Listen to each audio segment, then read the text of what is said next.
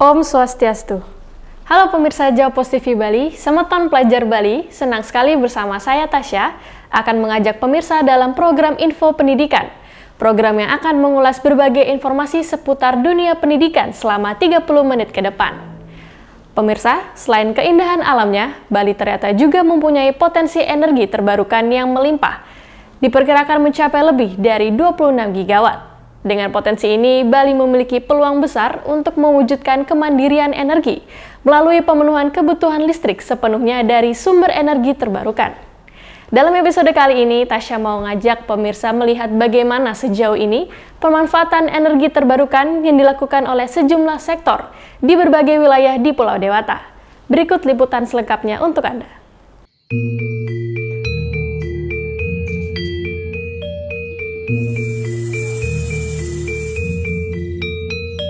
Bali, sebagai salah satu destinasi wisata populer di dunia, menjadi ikon pariwisata Indonesia yang dikenal dengan keindahan alam, kekayaan seni dan budaya, serta kearifan lokal dan keramahan penduduknya.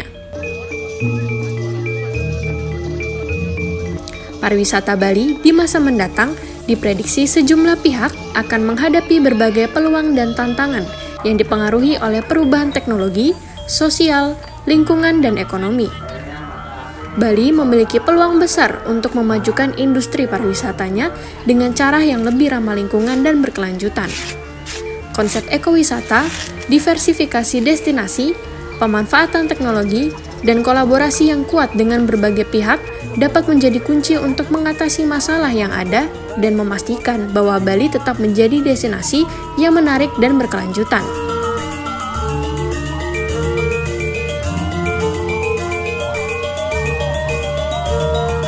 Selain keindahan alamnya, Bali mempunyai potensi energi terbarukan yang melimpah, mencapai lebih dari 26 gigawatt. Dengan potensi ini, Bali memiliki peluang besar untuk memenuhi kebutuhan listrik sepenuhnya dari sumber energi terbarukan. Namun, hingga 2024, realisasi bauran energi terbarukan baru mencapai 2,52% dengan total kapasitas terpasang mencapai sebesar 19 megawatt. Untuk mendorong adopsi energi terbarukan, pemerintah Bali baru saja meluncurkan percepatan pemanfaatan PLTS atap beberapa waktu yang lalu. Upaya ini sejalan dengan ambisi mewujudkan Bali mandiri energi dan Bali emisi nol bersih pada 2045, lebih cepat 15 tahun dari target nasional pada 2060.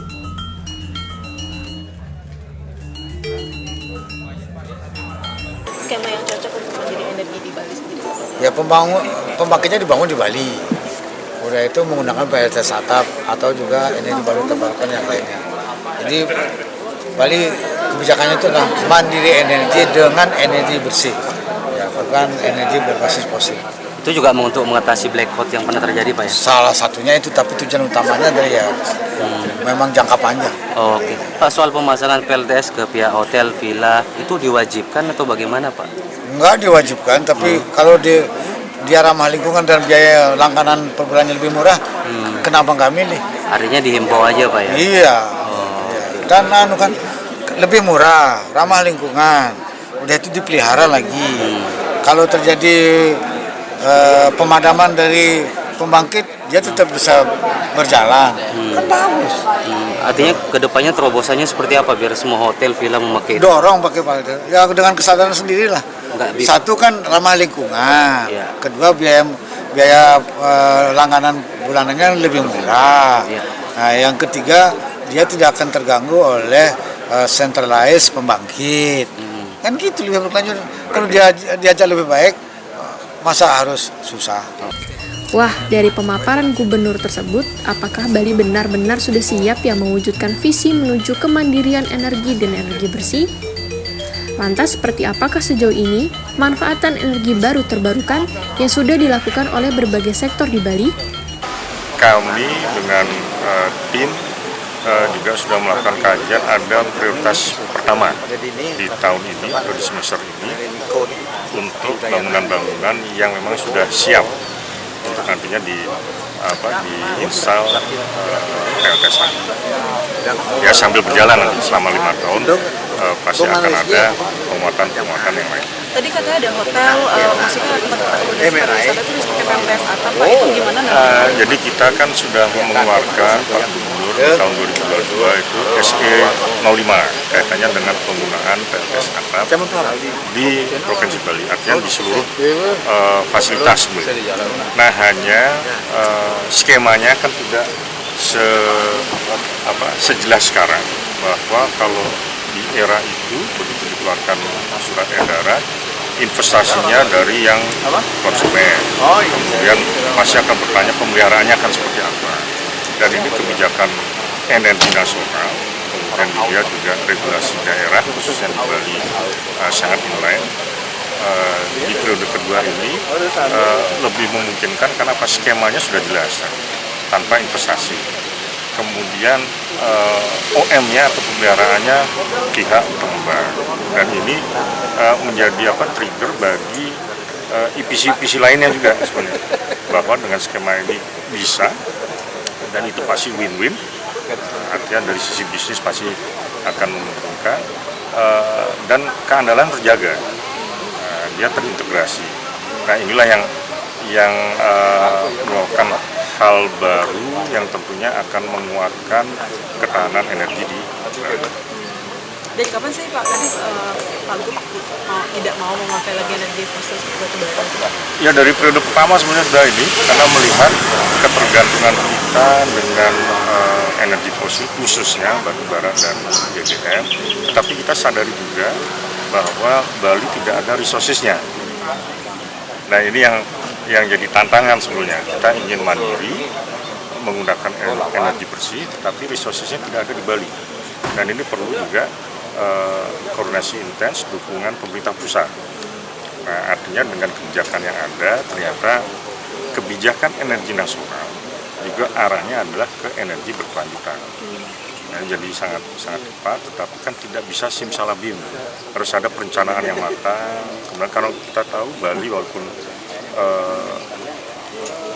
luasnya tidak seluas ini di provinsi lain, kemudian jumlah penduduknya juga tidak sebanyak di Jawa, tetapi dari sisi ketahanan energi jadi sangat penting kan, dan rasanya mungkin kan karena kepulauan kan, kepulauan kecil. Nah, inilah yang menjadi komitmen pimpinan dalam Gubernur Bali untuk berkoordinasi dengan pusat, bahwa Bali sangat penting dalam menjaga ketahanan energi yang tentunya tidak hanya untuk kehidupan sehari-hari, tetapi juga branding pariwisata yang berkualitas. Tapi kalau sejauh ini dari pemerintah pusat sendiri sudah mendukung berapa PLTS atap ini untuk dukungannya seperti apa? Ya, artinya di tahun ini sudah ada skema.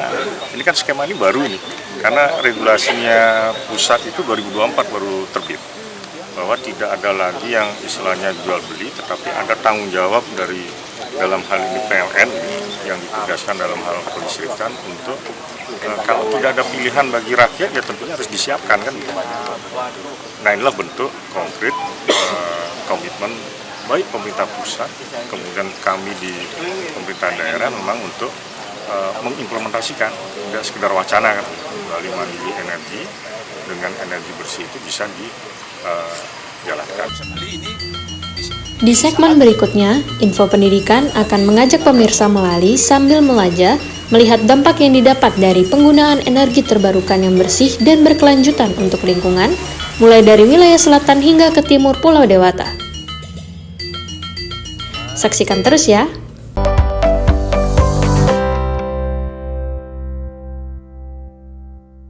Menyajikan berita seputar Nusantara, dari politik, kriminal, hingga budaya. TNI Angkatan Laut terus berupaya membongkar pagar laut yang berada terhadap seorang anak berusia 14 tahun. Mengadakan pertemuan dengan utusan khusus Presiden bidang. Saksikan Beranda Nusantara Senin sampai Sabtu pukul 11 WITA hanya di Jawa Pos TV Bali. Jelajahi kekayaan sejarah dan keindahan alam Jawa Tengah. Temukan cerita di balik tempat-tempat ikonik dan nikmati pengalaman yang tak terlupakan. Tiga sendiri diambil dari nama Ratu Belanda waktu itu yang kemudian diabadikan sebagai nama bangunan. Dan keluaran terbaru juga ada. Karena memang sampai saat ini Saksikan Jejak Kota setiap minggu pukul 11:30 WITA hanya di Jawa Pos TV Bali. Dari politik hingga budaya, semua ada di Warung VOA. Di Washington DC akhir Agustus lalu. Ikuti pembahasan ringan sambil mendapatkan informasi terkini dari negeri Paman Sam. Selama hampir setahun Indonesia dan Amerika Serikat nggak harus kuliah gitu kan. Betul. Tapi yang harus dipelajari itu adalah cara untuk mengelola.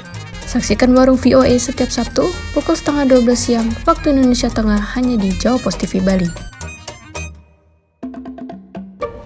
Nikmati kumpulan lagu-lagu terbaik dari para musisi ternama Bali dengan alunan melodi yang khas, lirik yang menyentuh hati, dan visual yang memukau. Yang tiang dadik kembali baliku.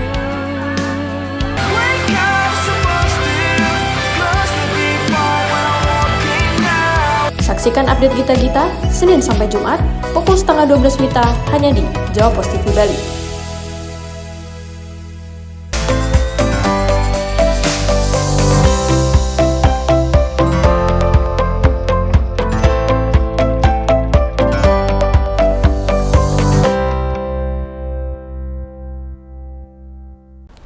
Semeton Pelajar Bali, di segmen ini kita akan melihat seperti apa pemanfaatan energi terbarukan yang bersih oleh sejumlah sektor.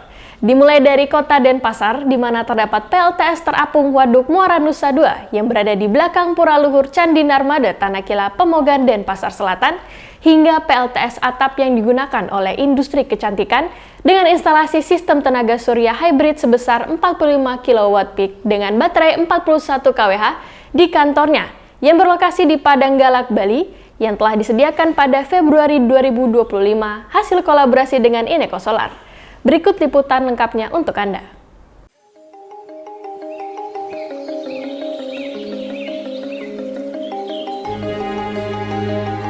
Pembangkit listrik tenaga surya terapung Waduk Muara Nusa Dua yang dioperasikan oleh PLN Indonesia Power telah diresmikan sejak 11 November 2022 yang lalu. Terletak di belakang kawasan Pura Candi Narmada Pemogan Denpasar, kehadiran pembangkit berbasis energi terbarukan dengan kapasitas 100 kW peak ini turut mendukung keandalan pasokan listrik saat gelaran konferensi tingkat tinggi KTT G20 di Bali. Terdiri dari 228 panel solar cell beroperasi melalui inovasi smart grid. Sejak diresmikan, PLTS terapung ini beroperasi dengan baik, telah mengalirkan energi listrik ke 100 pelanggan. Meski saat ini belum ada penambahan kapasitas, area waduk masih menyimpan potensi besar untuk pengembangan.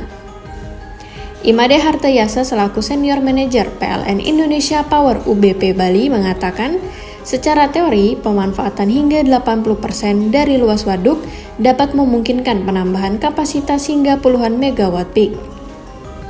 Hartayasa menyampaikan, pengembangan energi baru terbarukan di Bali terus diupayakan sejalan dengan kebijakan pemerintah pusat maupun daerah. Upaya tersebut mencakup rencana pengembangan PLTS dengan sistem penyimpanan energi baterai di Nusa Penida, serta pembangkit listrik tenaga bayu yang juga dilengkapi bus. Selain itu, proyek PLTS Land Base di Pejarakan, Singaraja dikatakan juga tengah dikembangkan.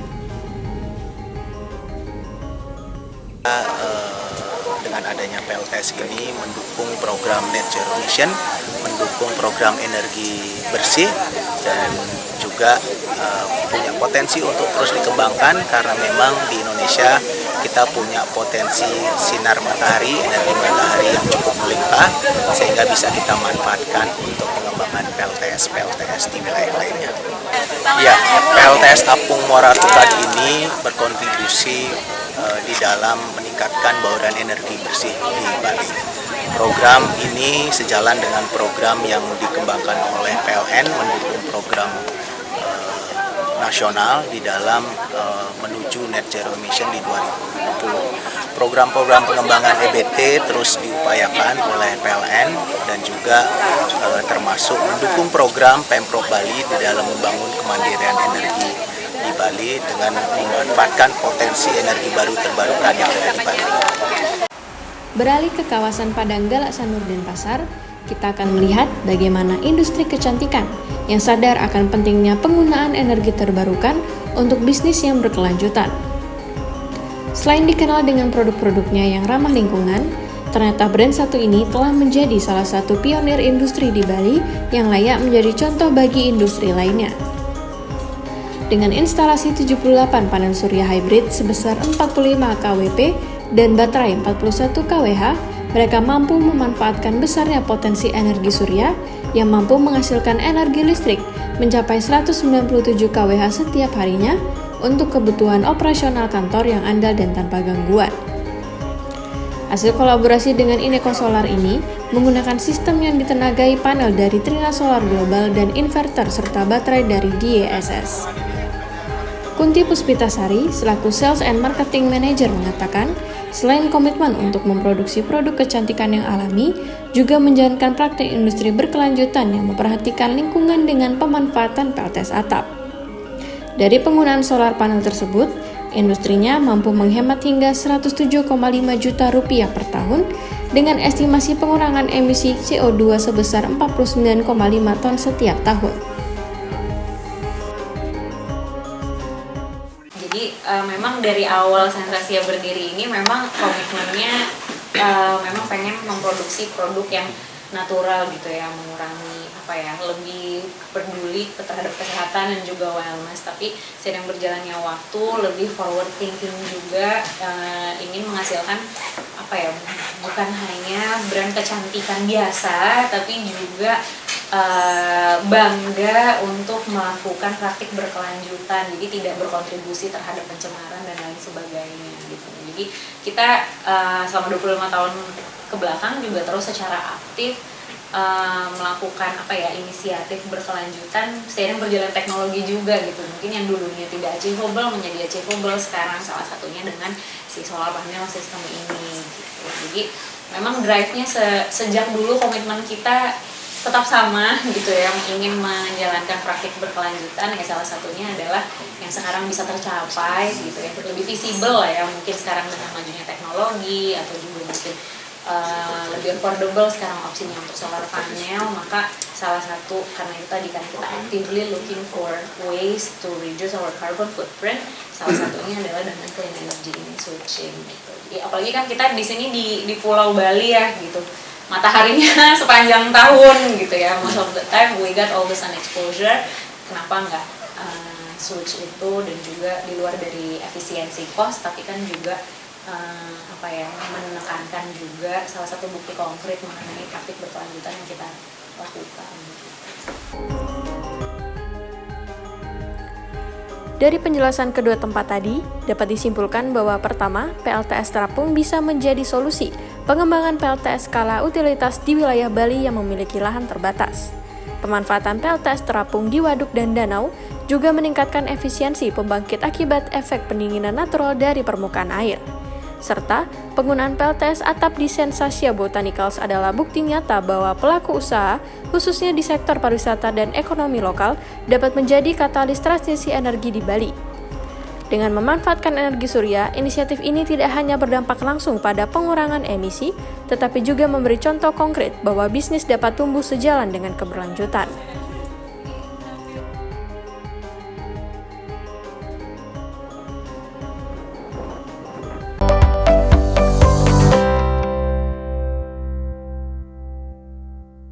Menyajikan berita seputar Nusantara, dari politik, kriminal, hingga budaya. TNI Angkatan Laut terus berupaya membongkar pagar laut yang berada terhadap seorang anak berusia 14 tahun. Mengadakan pertemuan dengan utusan khusus Presiden bidang. Saksikan Beranda Nusantara Senin sampai Sabtu pukul 11 WITA hanya di Jawa Pos TV Bali. Nikmati kumpulan lagu-lagu terbaik dari para musisi ternama Bali dengan alunan melodi yang khas, lirik yang menyentuh hati, dan visual yang memukau. Yang tiang dadi Kembali baliku.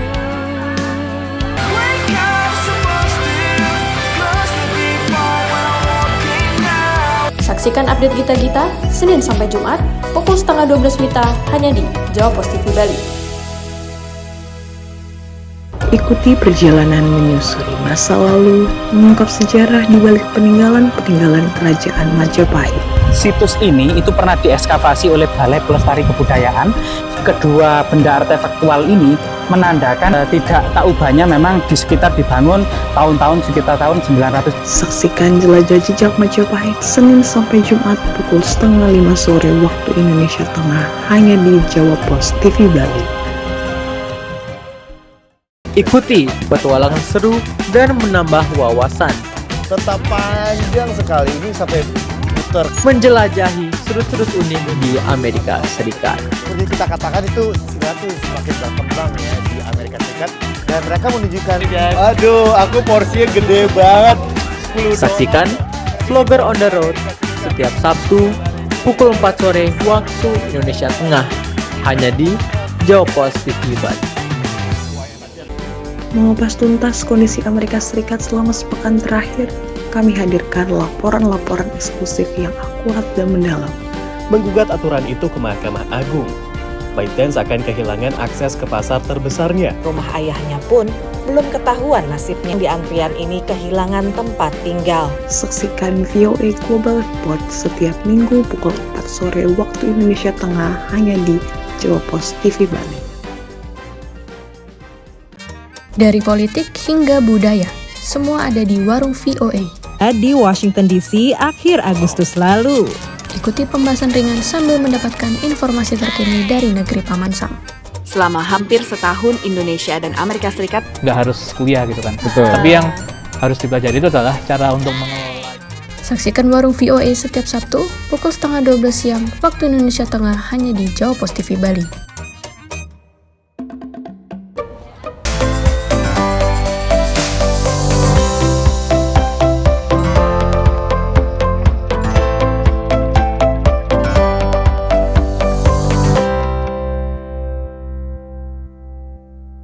Pemirsa, di segmen kali ini, dari Kota Denpasar, Info Pendidikan akan mengajak pemirsa melanjutkan perjalanan melali sambil melajah menuju wilayah Kabupaten Gianyar. Di sana kita akan melihat bagaimana pemanfaatan energi terbarukan sebagai pembangkit TPS 3R dan Subak di Desa Keliki, hingga melihat transisi energi dari limbah ternak menjadi biogas dan pupuk organik di Desa Puhu. Simak dalam ulasan berikut ini.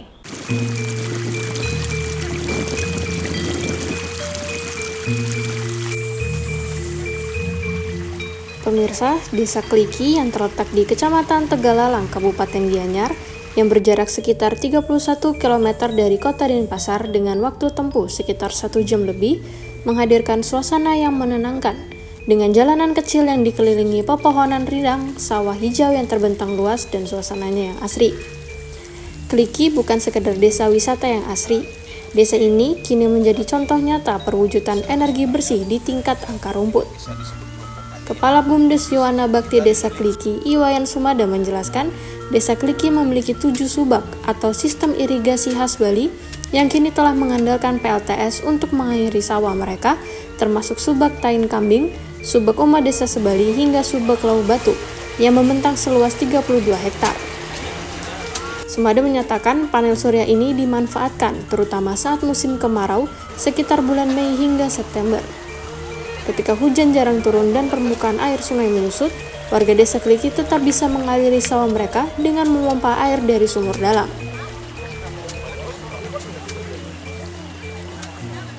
Ya, baik, terima kasih. Desa Keliki untuk pemanfaatan solar panel PLTS yang ada di Desa Keliki ini memang tujuannya memang untuk berkelanjutan ya. Sehingga kita sudah mengirim 2 orang masyarakat kita yang paham tentang ilmu kelistrikan ya untuk diberikan pelatihan sama Pertamina. Itu kalau tidak salah 2 bulan yang lalu itu sudah diadakan di Jakarta. Nah, terus kita juga membuat seperti apa ya, program ini biar berkelanjutan dia, sehingga kita memang meletakkan PLTS ini di tempat-tempat strategis, di tempat-tempat umum, sehingga masyarakat tahu dan masyarakat memang merasakan benar-benar manfaatnya dari PLTS ini, seperti ada yang di Subak, di Puro Subak, ada di TPS 3R, itu sehingga masyarakat itu betul-betul merasakan dampak positifnya dari PLTS tersebut. Nah, untuk PLTS yang ada di Desa Kliki itu ada 8 titik ya. Yang 1 titik ada di TPS 3R, yaitu tujuannya untuk sebagai sumber energi, menggerakkan mesin-mesin yang ada di TPS 3R. Terus yang 7 titik lagi itu ada di masing-masing subak yang ada di Desa Kliki, di mana tujuannya untuk menggerakkan mesin dari sumur bor yang ada di masing-masing subak, yang fungsinya di samping untuk membantu irigasi yang ada di masing-masing subak, yaitu membantu ketersediaan air bersih di Puro Subak dan ketersediaan air bersih untuk minum para petani yang ada di Desa Kliki. Apa saja manfaatnya yang sudah didapat setelah pemasangan? Untuk manfaat yang kami rasakan untuk PLTS khususnya itu salah satunya yang ada di TPS 3R, itu sangat membantu kita untuk di biaya operasional. Terus yang kedua, di masing-masing subak tersebut karena jauhnya akses dari akses kelistrikan, akses air bersih untuk di masing-masing subak, khususnya di Puro Subak itu yang sangat manfaat yang sangat kami rasakan untuk masyarakat, memudahkan pengadaan air bersih di masing-masing subak yang ada di masing-masing puro yang ada di Subak. Selain pemanfaatan PLTS untuk mengaliri sawah, Desa Kliki juga memiliki inisiatif pengolahan sampah terpadu atau yang dikenal sebagai tempat pengolahan sampah Use, Reduce, Recycle TPS 3R. Inisiatif ini dimulai pada tahun 2020 dengan dukungan CSR BUMN serta pendampingan dari Yayasan Bumi Sasmaya melalui program Merah Putih Hijau.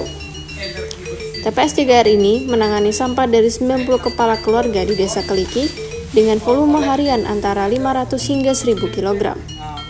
Sampah berasal dari rumah tangga, warung, restoran, hingga sisa-sisa upacara adat khas Bali seperti janur, bunga, dan daun-daunan. Menurut Sumada, dalam pelaksanaan TPS 3R ini, warga telah dibiasakan memilah sampah ke dalam 3 kategori, yakni organik, anorganik, dan residu. Pemilihan dilakukan di rumah masing-masing sebelum diangkut oleh petugas TPS 3R. Sementara beranjak sedikit ke Banjar Penyabangan Desa Kertapayangan Gianyar, sebagian warga di sana berhasil mengubah kotoran binatang ternak dapat menjadi hal yang bernilai ekonomis. Selain digunakan untuk pupuk kompos, kotoran hewan ternak yang berasal dari sebagian besar hewan ternak babi dijadikan biogas. Kepala Lingkungan Banjar Penyabangan yakni Wayan Rudiarta menjelaskan, inovasi ini bermula ketika warga mendapatkan bantuan CSR untuk biogas. Bantuan ini sangat bermanfaat apalagi di tengah kemelut gas LPG pernah langka, sehingga biogas jadi alternatif untuk warga memasak. Diakui Rudiarta, awalnya banyak warganya yang memproduksi biogas secara mandiri di masing-masing rumah. Namun karena seringnya terjadi alih fungsi lahan, tersisa 10 titik biogas di Banjar Penyabangan dengan hanya 5 titik yang aktif. Dalam sehari, biogas ini dapat digunakan memasak hingga 4 jam. Warga memanfaatkan energi biogas untuk masak, jualan bubur, yang dikatakan lebih hemat dari menggunakan LPG melon selama sebulan. Proses pengolahan kotoran menjadi biogas, yakni bermula dari kotoran hewan ternak dikumpulkan lalu ditampung di wadah bernama inlet.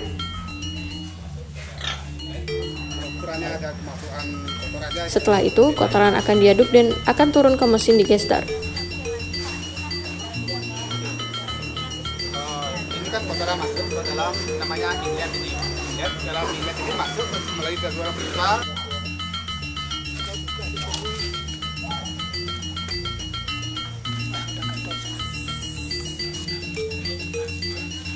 Airnya keluar air itu. Nah, itu ada airnya itu. Itu ada air. Oh, gas itu tidak bercampur dengan air. Nantinya dalam mesin kotoran akan diolah menjadi gas lalu ampas sisa kotorannya dijadikan pupuk kompos. Gas akan ditampung di gas holder dan siap dialirkan melalui pipa penyaluran ke kompor biogas.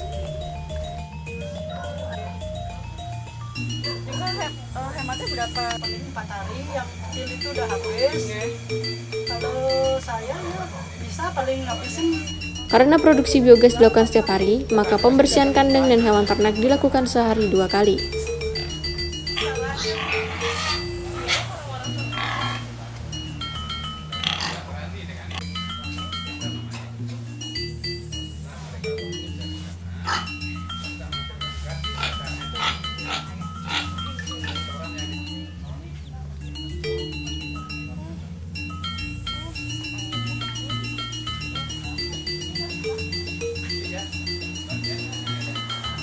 Pemirsa, tidak terasa sudah saya Tasya menemani semeton pelajar Bali dalam info pendidikan selama 30 menit.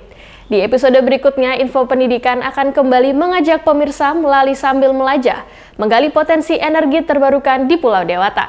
Saksikan terus info pendidikan hanya di Jawpos TV Bali, independen, respect, dan menghibur. Om Santi Santi Santi Om.